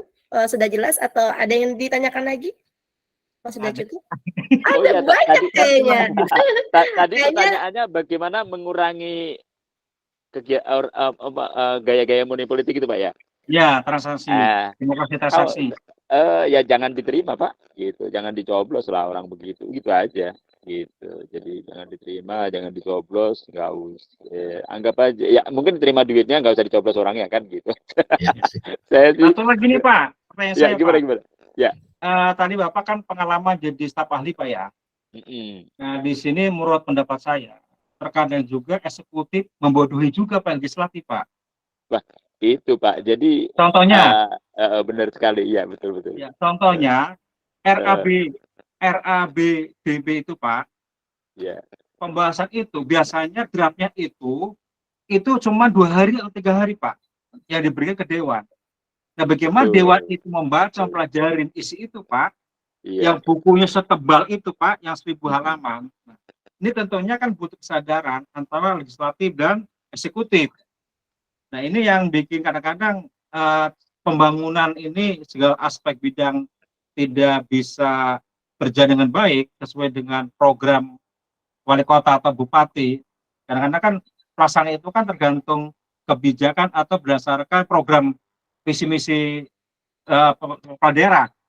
Tapi nyatanya kadang-kadang itu tadi itu Pak, draft RABD-nya itu memberikan ke legislatifnya itu berapa hari gitu Pak. Nah ini juga karena suatu kendala nih, bagaimana legislatif ini bisa membaca, mempelajari isi itu Pak. Terima kasih Pak. Ya, betul. Itulah pentingnya staf ahli Bapak. Jadi Bapak Ibu mungkin pernah lihat bagaimana orang-orang di DPR dari Senayan itu kan. Saya pernah diundang ke sana itu salah satu partai dan saya lihat saya diajak masuk ruangan sebuah partai besar waktu itu dan satu fraksi. Saya melihat sendiri. Jadi ada satu fraksi yang mengundang ini Pak, tokoh-tokoh nasional, Kementerian Keuangan diundang, ngasih coaching Pak terhadap pengetahuan bagaimana penganggaran apa segala macam. Terus diundang orang-orang hebat di ruangan itu untuk memberikan masukan kepada DPR agar nanti pada saat pembahasan dengan eksekutif punya kapasitas yang paling tidak beda-beda tipis lah gitu. Itu yang pertama. Yang kedua, kenapa pemerintah itu selalu cenderung lebih kuat dibanding DPR? Karena DPR ini kan 5 tahun Pak, ya kan? Kemudian 5 tahun. Belum tentu tahun berikutnya terpilih kembali. Sementara orang birokrat, pemerintahan itu berpuluh-puluh tahun Pak. Urusan kibul mengibuli, pengalaman banget Pak. Ngerjain proyek ini apa sebenarnya pengalaman banget ngatur itu gitu. Plus tadi nyerahkan dokumen RAPBD-nya waktunya mepet. Ya karena supaya nggak sempat dibahas sama DPR. DPR kan udah sibuk banget Pak ngurusin partai, internal partai, urusan publik di masyarakat, reses apa segala macam. Harus cari berita media segala macam, baca koran apa. Nah, harus di-backup oleh staf ahli. Di DPR RI itu Pak, satu staf ahli itu minimal 5 Pak staf ahlinya. Status anggota DPR minimal 5. Ada yang ahli bahasa, ahli hukum, ahli ekonomi, macam-macam Pak. Saya pernah kebetulan waktu jadi staf ahli DPRD provinsi, saya pernah dibawa oleh Pak Sekpan untuk kami studi banding ke DPR RI Pak. Dipertemukan dengan mereka dan mereka membackup backup segala kepentingan DPR. Jadi DPR tinggal Pak saya perlu analisa kebijakan ini. Nanti staf ahli yang kerja. Gitu. Itu bisa melekat di sekretariatan Pak, sekretariatan DPR menjadi narasumber gitu. Dan ada anggarannya Pak di dalam tatip DPR ada pasal itu Pak. Ada pasal itu bahwa DPR itu punya hak untuk mengangkat staf ahli. Bisa staf ahli fraksi, staf ahli komisi, staf ahli pimpinan gitu. Nah, kalau saya kemarin kebetulan beberapa daerah minta saya di kabupaten kota untuk saya jadi staf ahli pimpinan. Jadi pimpinan DPR 4 orang ya, siapapun boleh manggil saya untuk menjadi narasumber ketika membahas APBD, membahas ini. Saya setuju Pak. Lah LKPJ Bupati aja Pak, itu cuma dikasih waktu sebulan Pak. DPR melototin laporan pertanggungjawaban Bupati, kepala daerah. Gimana caranya coba? Sebulan itu kan berarti 4 minggu. Rapat seminggu, ke lapangan seminggu, dibahas di kantor seminggu, selesai. Itu cuma sampling akhirnya Pak. Jadi mohon maaf, akhirnya sekedar gugur kewajiban. Ngeri-ngeri sedap juga Pak, seperti yang tadi dibilang Mbak Putri itu. Bener. Saya bilang, sampai saya pernah bawa tim itu berempat Pak. Melototin laporan kinerja Bupati, itu 600 halaman Pak. Udah kalah disertasi Pak. Kalah tesis. Jadi kita harus bagi melototin visi misi Bupati. Mana yang kurang, mana yang ini. DPR nanti bacain. Itu masih mending Pak, DPR mau pakai setengah gali. Kadang-kadang mohon maaf nih, ada DPR yang penting anggarannya keluar, sekwannya Pak disuruh bikin laporan menilai pertanggungjawaban Bupati, gubernur. Sekwannya, padahal sekwan itu kan kepala OPD-nya Bupati. Nah, kan jeruk makan jeruk namanya itu. Nah, DPR harus bicara itu Pak. Bapak punya hak di sana sama ibu-ibu, bahwa kami punya hak pengawasan loh, controlling gitu. Nah, ke depan kalau memang perlu hal seperti itu, nanti saya bisa diundang sebagai narasumber gitu, nggak apa-apa. Nanti disiapkan aja waktu apa segala macam, dan itu isi dentil gitu. Jadi bikin perda apa segala macam harus gandeng orang kampus Bapak Ibu sekalian. Kalau enggak, mohon maaf kata orang Jawa, pasti kedodoran gitu, pasti kedodoran, dan nggak bisa Bapak Ibu menjalankan peran 3 fungsi tadi lebih maksimal ketika suatu saat duduk di sana. Itu akademisi punya peran di sana untuk kampus membangun, sama-sama memberikan gagasan dan pikirannya. Kita siap bantu Pak. Gitu. Saya pikir itu ya Pak Ira, memang aturannya dibikin begitu. Kalau dulu zaman Soeharto, LKPJ itu di 3 bulan Pak. Zaman Soeharto. Bisa ditolak, bisa diterima kan? Sekarang tidak ada kalimat ditolak diterima. 1 bulan dan diterima dengan catatan. Kalau skripsi itu namanya apa ya? Diterima, lulus dengan koreksi, gitu kan? Itu ada catatannya Pak. Gitu, bisa sampai 30 halaman, kadang-kadang 20 halaman, tergantung kinerja mana yang mau kita dipototin. Gitu. Ingat Bapak Ibu, itu ada uang rakyat di sana, ada APBD, itu uang pajak rakyat yang harus setiap rupiah dipertanggungjawabkan. Ketika mindset ini sama di benak Bapak Ibu sekalian dan di benak kepala daerah, maka sebenarnya ini akan menjadi semakin mudah untuk mempertanggungjawabkan semuanya itu menjadi transparan, akuntabel, dan lain sebagainya. Saya pikir gitu ya Pak Irham. Terima kasih, mohon maaf kalau ada yang belum pas.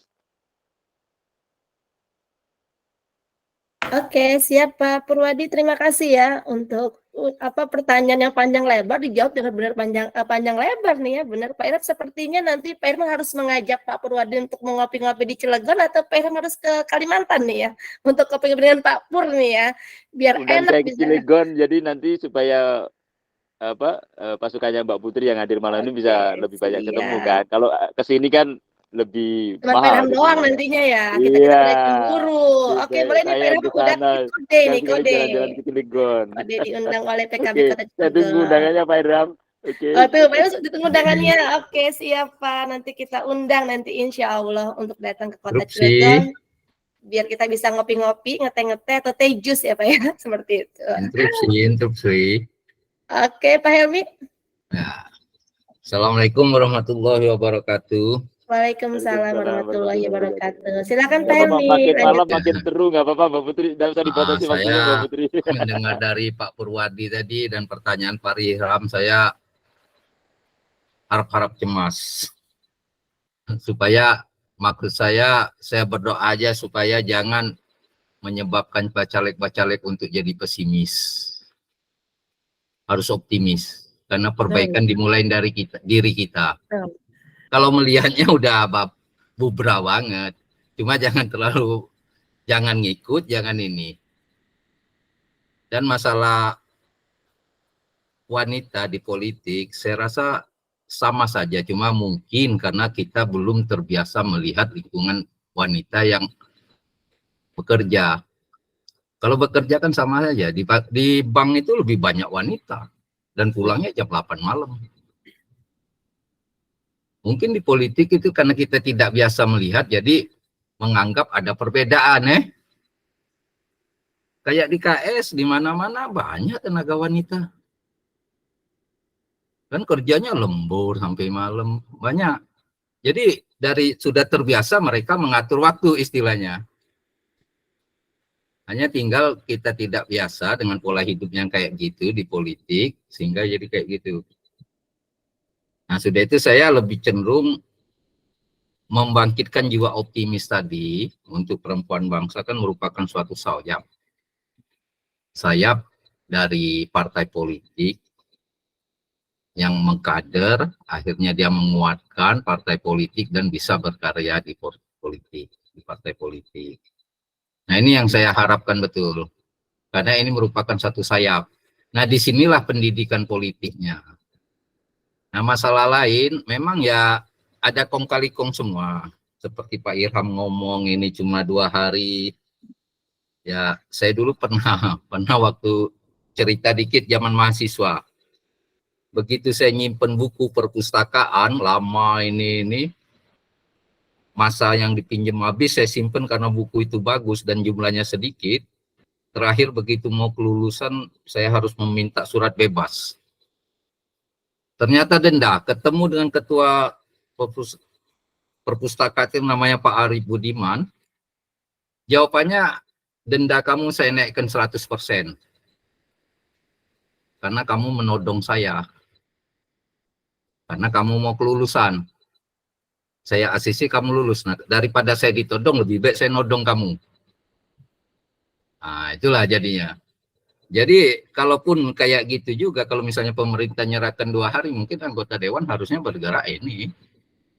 Tidak usah menerima berapa dia sanggupnya menerima, seperti katanya laporan pertanggungjawaban tadi 3 bulan yang zaman Soeharto kan wajar. Kalau ini cuma 1 bulan, ya dirubah lagi. Kita mau minta 3 bulan, nggak akan sanggup. Masa mau ACC aja. Ya karena perubahan itu kan dari diri kita. Kalau kita tidak memulai perubahan mengikut sistem yang kayak gitu, ya akibatnya Wiro Sableng tadi 212. Yang seperti biasa saya bicarakan Wiro Sableng. 2 tahun pertama balik modal, 1 tahun kalau sempat mikirin, 2 tahun ngumpulkan modal untuk jadi. Nah, itulah money politik itu. Kalau kita sudah memulai itu, berarti kan sudah istilahnya bacalek ini hampir bisa dibilang sudah semacam dagang. Menggunakan modal supaya balik modal, begitu jadi. Modal, begitu menggunakan modal, nggak jadi, ya stres. Nah, itu. Makanya jadi kalau mengurangin money politik, mulain dari calon dan penerima ya siapapun mau ngasih ambil, tapi milih sendiri. Nah, itu yang harus kita terangkan kepada pemilih-pemilih itu. Siapa yang mau nerima ambil. Tapi begitu pilihan ya pilihan kamu. Ya namanya rezeki orang mau ngasih. Enggak ini. Jadi kalau saya cuma menyemangatin aja supaya jangan sampai hilang semangat untuk jadi dewan yang sudah sebentar lagi sudah masuk daftar calon sementara. Nah, jadi berjuanglah semuanya. Hilangkan semangat-semangat itu karena memang sudah parah banget, memang sudah parah ini. Money politiknya kuat. Apa-apanya kuat semua sekarang nih. Serang-serangannya. Nah, jadi semangat aja. Ya seperti yang dibilang oleh Bu Eti, ya takdir kalau kita jadi dengan suatu perjuangan. Kalau mau berpikir soal duit ya kalah semua orang. Kalau itu cuma satu-satunya pandangan kita mungkin ada jalannya. Jadi saya cuma itu aja. Untuk menyemangatin aja jangan sampai ini, dan mungkin diskusi-diskusi untuk itu yang masalah tadi juga dipanjangkan lagi, memang khusus dibahas karena itu panjang, karena diskusi itu masalah demokrasi, masalah ini tadi panjang, pasti itu harus ada waktu khusus. Tapi yang jelas sekarang perempuan bangsa inilah yang perlu dikembangkan, seperti Bapak tadi bilang, Pak Purwadi tadi bilang ini adalah apa? Basicnya, basic untuk berpolitik, ini saya politik, nah itu yang harus dikembangkan habis. Jadi, dan saya perhatikan berapa kali ini perempuan bangsa nggak nambah-nambah, cuma itu aja, coba aja yang orang luar kan tambahin, terus kan berkembang. Mungkin aja dengan pencucian mukena mungkin banyak yang tertarik kan. Jadi itu aja. Assalamualaikum warahmatullahi wabarakatuh. Waalaikumsalam warahmatullahi wabarakatuh. Oke, jadi tadi itu sebenarnya tambahan kali ya Pak ya, bukan masuk ke dalam pertanyaan ya, seperti itu ya Pak Helmi ya.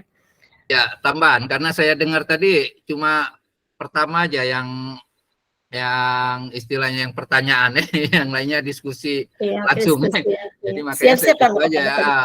Oke, siap Pak. Ya, Oke, siap. Oke, betul banget. Ya, tadi sebenarnya saya mau buka sesi pertanyaan sampai 2 sesi pertanyaan, namun karena udah larut malam juga dan khawatir kalau di Kalimantan itu sudah masuk beda 1 jam kita dengan Pak Pur. Khawatir Di Bapak sini harus masih tulis sore, Mbak Putri, masih baru jam 10. Oh gitu. Masih sore kan? Bisa ya, masih sore. Masih kuat ini rupanya Bapak. Saya Kalau udah bahas politik udah ini Pak ya, bahas politik, buku, ekonomi Bapak udah paling nomor 1. Tapi kalau saya lagi curhat jodoh Bapak tidak pernah mendengar ya curhatan saya. Oke, siap Pak. Kita langsung aja nih, ada yang mau bertanya juga nih. Satu lagi mungkin kita buka ya. 1 atau 2 lagi ya? 2 lagi aja ya. Kita 2 lagi buka. nih, 2. Oke, 1 lagi nih ada yang mau bertanya. Silakan Ragil Wira Ramadan. Kayaknya Teneti nih ya. Silakan. Ya, assalamualaikum. Kedengeran nggak suaranya? Sangat terdengar. Silakan. Oke, selamat malam semuanya. Teh Haji, aman? Aman. Aman. Ini nih, saya mau bertanyanya ke Pak Purwadi tadi, khususnya di slide yang ke-6 Pak. Itu kan mengenai ini ya Pak, tadi membahas tantangan perempuan dalam berpolitik ya Pak. Itu kan ada beberapa tantangan, di situ disebutkan kan ada 4 ya Pak. Budaya, proses seleksi partai politik, media massa, dan sumber daya finansial. Betul ya Pak ya? Iya. Betul Pak. Jadi gini Pak, saya mau, ini kan apalagi khusus banget sama perempuan gitu ya Pak. Mohon Pak pandangannya, saran untuk mengantisipasi tantangan-tantangan tersebut Pak. Bagi kami nih, bagi kami perempuan-perempuan yang mau terjun ke politik Pak. Mohon sarannya Pak. Terima kasih. Oke, baik.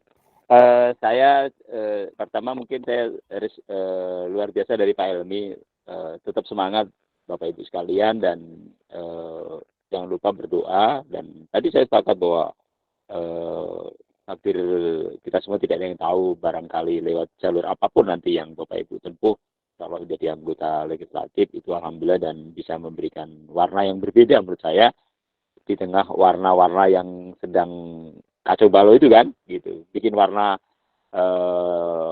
warna pelangi yang lebih cantik untuk masa depan bangsa ini yang lebih baik menurut saya. Itu saya setuju dengan Pak Helmi bahwa kita harus tetap semangat. Oke. Yang terakhir dari Ibu siapa tadi, mohon maaf. Saya mau dari Bu Neti, Pak. Oh, Bu Neti. Oke.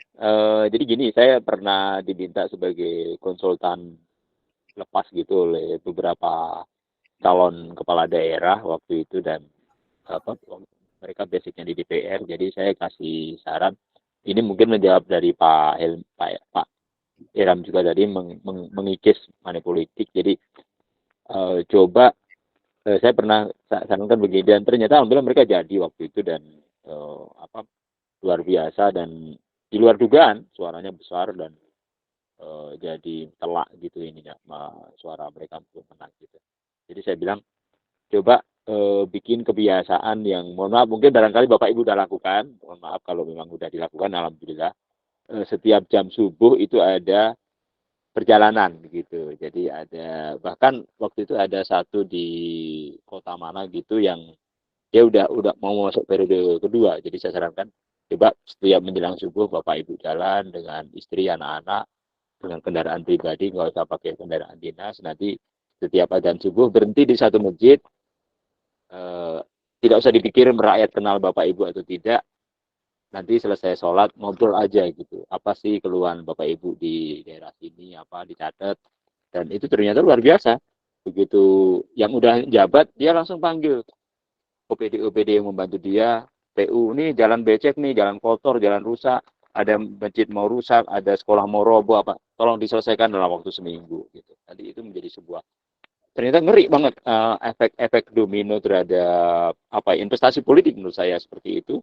Dan ini menanam moral sosial yang luar biasa, membangun gestur yang lebih awal, dan ini bisa dilakukan oleh siapapun menurut saya, terutama yang muslim ya gitu. Dan ini kalau menjadi bola salju digulirkan oleh setiap calon pemimpin atau setiap calon pengemban amanah rakyat, maka itu pasti kalimat yang tadi saya singgung di depan tadi, dekat dengan rakyat, itu akan dekat dengan rakyat dengan sesungguhnya, dan setiap saat akan merasa dekat gitu. Kita dekat dengan rakyat, rakyat juga dekat dengan kita gitu. Jadi ada keseimbangan gitu. Selama ini kan seolah-olah kita yang merasa dekat dengan rakyat kan, tapi rakyat belum tentu dekat dengan kita. Nah, ini yang harus dirubah gitu. Coba deh, kalau memang berkenan dan tidak menghalangi kebiasaan baik ini, coba dicoba menjelang sholat subuh, jalan-jalan aja. Kalau bisa jalan kaki, kalau ada kendaraan, sekedar mampir gitu. Mungkin kalau di wilayah, di dalam dunia politik namanya titik ya Pak, kita datangi titik-titik gitu ya, spot-spot gitu ya, dapil kita masing-masing kan, daerah pilihan kita datengin. Tadi misalnya kegiatan ke Bapak Ibu sekalian di saya perempuan bangsa, saya pikir programnya udah bagus tadi disampaikan Bu Fitri.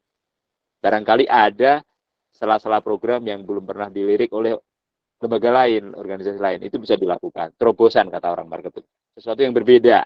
Nah, berani nggak kita tampil dengan sesuatu yang berbeda? Misalnya tadi datang setiap menjelang subuh, ikut sholat subuh di sana bareng, ngobrol, sekedar diskusi 5 menit, 10 menit gitu, perkenalkan diri ngobrol dengan imam masjidnya, silaturahmi gitu, minta waktu sekedar kita sharing aja, nggak perlu banyak orang.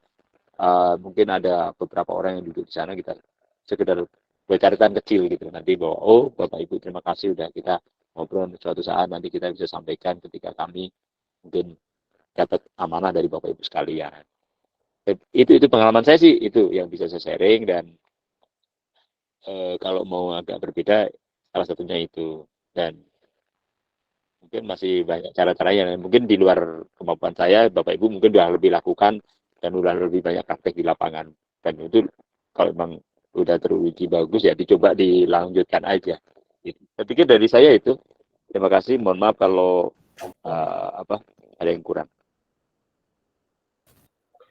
Oke, terima kasih Pak Pur untuk jawabannya ya, Masya Allah ya. Ternyata selain kita ke dunia, kita juga harus mendekatkan diri kepada Tuhan ya Pak ya, agar segala jalan hal yang kita lakukan itu ikhtiar doa tawakal ya Pak ya, agar segalanya berjalan dengan lancar seperti itu.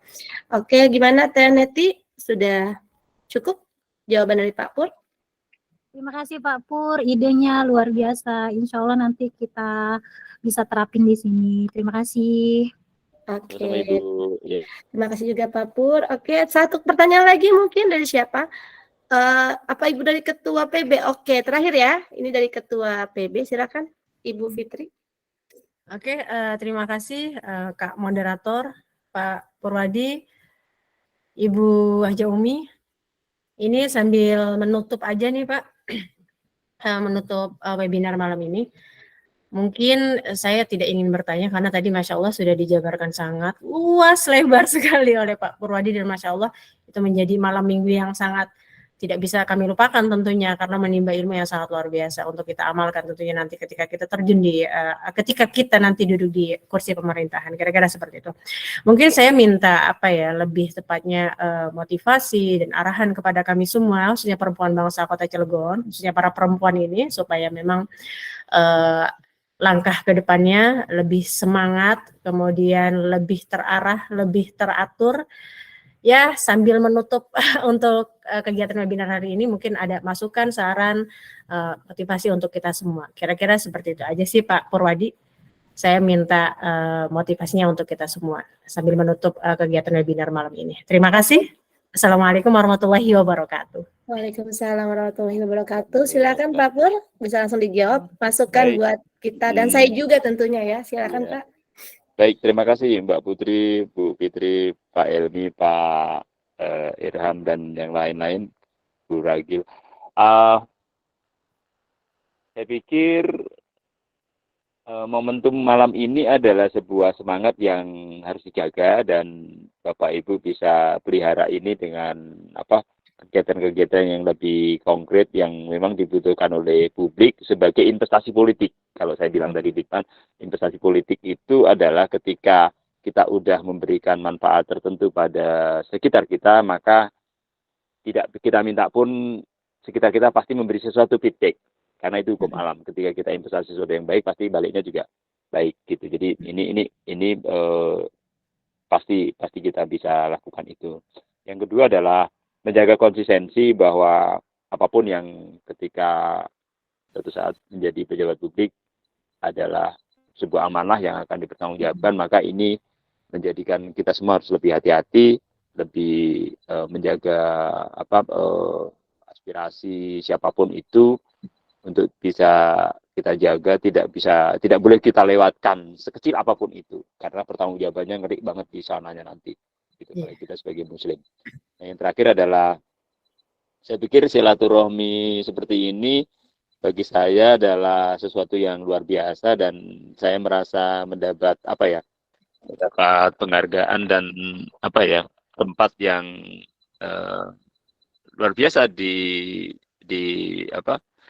komunitas Bapak Ibu di Perempuan Bangsa sayapnya PKB Cilegon, dan mudah-mudahan ini menjadi awal yang baik untuk kita bisa membangun silaturahmi yang lebih banyak lagi di hal yang lain yang lebih bermanfaat untuk orang-orang yang ada di sekitar kita. Gitu. Amin. Saya pikir itu dari saya, dan tetap semangat. Satu lagi ya tadi, tetap harus berdoa, berbuat baik terus, tidak pernah berhenti walaupun mungkin kita nggak rasakan hari ini, mungkin anak cucu kita yang akan rasakan itu, dan sekecil apapun itu.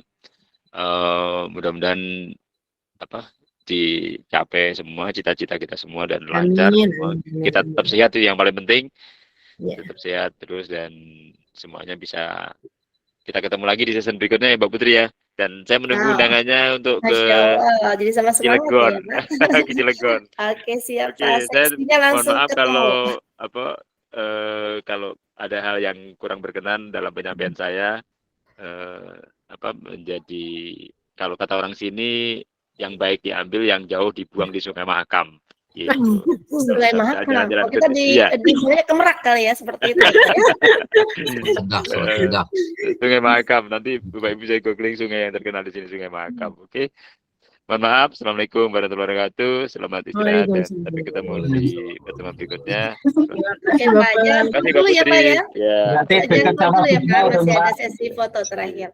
Oke, dari Ibu Umi ada masukan untuk kita semua di sini, teman-teman di sini, bagaimana gitu kan langkah kita untuk maju ke DPRD atau DPR ya, atau bagaimana langkah kita untuk bisa lebih memahami lagi tentang politik di kedepannya sebagai perempuan, sebagai laki-laki nih, bagaimana Bu Umi, silakan masukannya. Ya, kalau menurut saya tetap semangat terus. Semangat, yaitu silaturahmi door to door yang tadi Bapak Purwadi sampaikan. Silaturahmi, tetap semangat untuk PB dan PKB. Ya, semangat. Oke, terima kasih ya untuk teman-teman dari narasumber kita ya, Pak Purwadi SMSI Cima dan Ibu Haja Siti Umi. Oh, ada satu lagi. Bagaimana ini ya? Sudah malam, jadi seperti nanti aja karena kita nanti insya Allah akan ada diskusi seperti ini lagi, mungkin dengan Pak Purwadi atau dengan narasumber yang lainnya. Punten sebelumnya untuk Mas Tommy Maulana Al-Haba ya, karena sudah malam, kasihan Bapak di sana udah terlalu malam, udah jam 10:30 masuknya ya. Dan iya, 10:30 Mbak. Iya, bapaknya udah mau istirahat. Itu saja mungkin kesimpulan dari malam ini adalah tentang partisipasi perempuan dalam perkembangan demokrasi. Sebenarnya mungkin masih ada budaya patriarki dan lain sebagainya, dan bagaimana para pria atau laki-laki belum memahami ya, memahami keinginan perempuan mungkin karena tidak adanya komunikasi tadi seperti Pak Heru bilang tentang Pak Heru karena tidak tahu, tidak pernah masuk ke WC, tapi jangan dijadikan alibi nanti para pria tiba-tiba masuk ke dalam toilet wanita dengan alasan adalah untuk mengecek toilet wanita seperti apa. Tidak boleh seperti itu ya, walaupun sebenarnya mungkin mungkin niat baik ya, mungkin kan, tapi takutnya hanya menjadi sebuah alibi, dan kalaupun tidak alibi juga kayaknya aneh aja kok tiba-tiba masuk mengecek gitu kan ya, seperti itu. Nah, kemudian juga tentang bagaimana perempuan ya, peran perempuan di rumah, dan mungkin kalau saya yang masih single itu mungkin lebih mudah, walaupun sebenarnya tidak mudah juga ya Kak Pipit ya. Kayaknya waktu 24 jam itu sebenarnya kurang bagi saya juga. Dan mungkin apalagi bagi ibu-ibu lainnya juga di sini yang banyak mengikuti organisasi, partai dan lain sebagainya. Mungkin tadi timingnya, komunikasi dengan pasangan dan lain sebagainya tadi udah dijelaskan dengan oleh Pak Purwadi juga. Kemudian juga dari Pak Irham tadi juga tentang bagaimana demokrasi itu, dan dijelaskan juga dengan Pak Purwadi juga, ya demokrasi bukan berarti bebas, kita bebas berpendapat, tapi kita tidak menghargai pendapat orang lain, tidak seperti itu, tapi kita bisa menghargai pendapat orang lain. Kemudian dari Pak Helmi juga tetap semangat, walaupun mungkin ada politik uang dimanapun, berarti kita tidak tahu ya jalannya manusia itu berbeda-beda ya Pak Helmi ya, jalannya manusia untuk menempuh sesuatu hal itu berbeda-beda, tidak akan sama. Menempuh hal di usia mungkin ada yang di usia 30 tahun dia sudah menjadi anggota dewan, ada yang 30 tahun dia tidak menjadi apa-apa, atau dia justru menjadi mayat, itu juga ada ya Pak Helmi ya, itu macam-macam jalan ya Pak Helmi ya, seperti itu. Jadi mungkin semangat selalu, tetap semangat, dan itu saja dari saya, juga dari kesimpulan dari saya juga, dan terima kasih untuk narasumber malam ini yang sudah Masya Allah gitu kan memberikan masukan yang luar biasa, terutama Pak Purwadi ya dan Bu Haja Umi, kemudian teman-teman peserta yang bertanyanya luar biasa banget. Dan untuk itu kita sesi foto dulu. Pak Purwadi boleh menyalakan cam-nya ya, mungkin biar kita ada foto. Oke, sebentar Pak Putri. Iya, penasaran ini sama wajah Pak Purwadi. Tadi udah sudah lihat di jaringan. di publikasinya itu. Tadi udah sebenarnya, cuman karena jaringan ya. Kadang juga saya kalau nyalakan cam juga seperti itu Pak. Pakai video itu kadang-kadang terus jaringannya agak ya, jaringan agak-agak lola, benar. Saya juga biasanya gitu. Kadang kan kalau ngisi kelas dengan Pak Purwadi biasanya saya suka matikan cam malah ya Pak ya. Oke, siap. Oke ya, kita mulai. Pak Helmi, Pak Irham. Pak Irham itu. Mana Pak Irham? Sepertinya Pak Irham tertidur. Irham bangun, Pak Irham. Pak Irham bangun. Pak Tommy boleh menyalakan cam-nya, Kak Nadia dan lain sebagainya. Pak Irham. Oh, lagi ke toilet perempuan sepertinya. Oke, ya udah kita foto aja saja langsung ya. Oke, bismillahirrahmanirrahim, kita foto. Pak Tommy, oh udah ada. Pak Irham udah cek toilet perempuan Pak Irham. Oke, semua ya. Oke, Pak Tommy tidak nyalakan cam. Kita langsung ya, bismillahirrahmanirrahim. 1, 2, 3. Satu lagi ya, 1, 2, 3. Oke, terima kasih untuk malam ini. Ini juga saya record, nanti recordnya akan saya masukkan di YouTube, nanti bisa dilihat oleh teman-teman semua. Dan juga nanti untuk teman-teman peserta akan saya kasih form untuk diisi sertifikatnya. Dan mungkin nanti yang tidak hadir akan bingung karena kesimpulan dari malam ini tidak akan mereka bisa jawab juga, karena tadi ada peserta sebenarnya banyak ya, yang masuk tapi hanya beberapa orang, tapi tidak apa-apa. Untuk malam ini terima kasih, sehat-sehat selalu, semoga apa yang kita lakukan malam ini, segala hal itu bisa bermanfaat, bisa menjadi ladang pahala kita dunia dan di akhirat. Untuk Pak Purwadi dan Bu Umi juga terima kasih banyak, semoga menjadi ladang pahala dunia dan akhirat. Semoga diskusi ini akan berlanjut lagi dengan diskusi yang lebih aktif lagi dan lebih menarik lagi. Terima kasih. Wabillahi taufiq wal hidayah. Wassalamualaikum warahmatullahi wabarakatuh. Maafkan jika ada salah kata dari saya. Terima kasih. Selamat malam. Waalaikumsalam warahmatullahi wabarakatuh. Terima Bapak Ibu kasih sekalian. Bu Haja. Terima Selamat kasih istirahat. Pak Purwadi. Iya, Hatur nuhun. Terima kasih Ya, Bu sama-sama Haja. Ibu. Ya, sampai ketemu. Semua. Ya.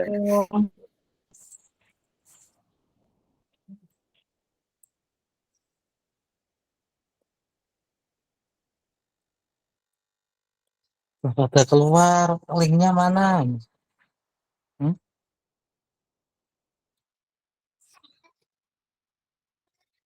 Ganti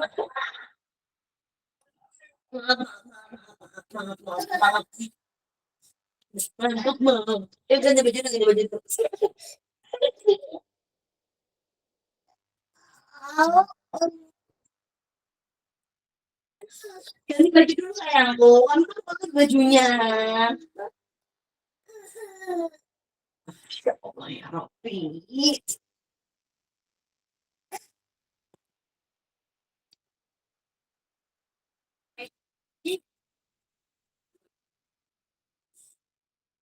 Ini